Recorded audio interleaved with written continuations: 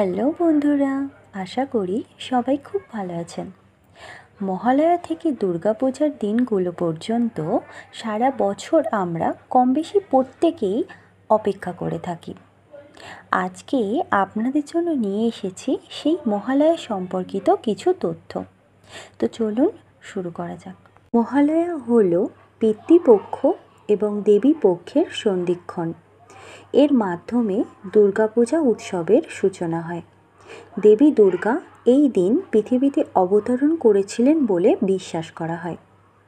মহিষাসুর মর্দিনী নামে পরিচিত গান এবং মন্ত্রগুলি শোনার জন্য প্রত্যেক বাঙালি পরিবার এই দিন ভোরবেলা ঘুম থেকে ওঠে।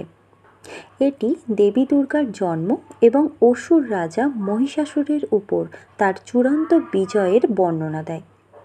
পিতৃপক্ষে প্রয়াত পূর্বপুরুষদের আত্মার শান্তি কামনা করে এই দিন জলদান বা তর্পণ করা হয় এবং পরলোকগত পূর্বপুরুষদের শ্রদ্ধা জানানো হয়। প্রকৃতপক্ষে পিতৃপক্ষ আর দেবীপক্ষের সন্ধিক্ষণ হচ্ছে মহালয়া। ভাদ্র মাসের কৃষ্ণ প্রতিপদ থেকে শুরু করে পরবর্তী অমাবস্যা পর্যন্ত সময়কে পিতৃপক্ষ বলে। পুরাণ মতে ব্রহ্মার নির্দেশে পিতৃপুরুষরা এই 15 দিন মনুষ্যলোকের কাছাকাছি চলে আসেন। তাই এই সময় তাদের উদ্দেশ্যে কিছু অর্পণ করা হলে তা সহজেই তাদের কাছে পৌঁছায়।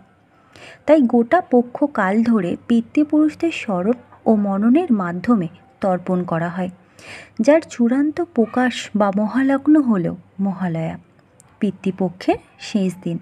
পরের দিন শুক্লা প্রতিপদে দেবীপক্ষের সূচনা হয়, আর সেই দিন থেকে কোজাগরী পূর্ণিমা পর্যন্ত 15 দিনই হল দেবীপক্ষ।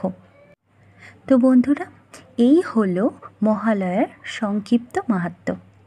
ভিডিওটি ভালো লাগলে অবশ্যই একটা লাইক, শেয়ার অ্যান্ড সাবস্ক্রাইব করে দেবেন চ্যানেলটা, আর কমেন্টসে অবশ্যই জানাবেন ভিডিওটা কেমন লাগলো।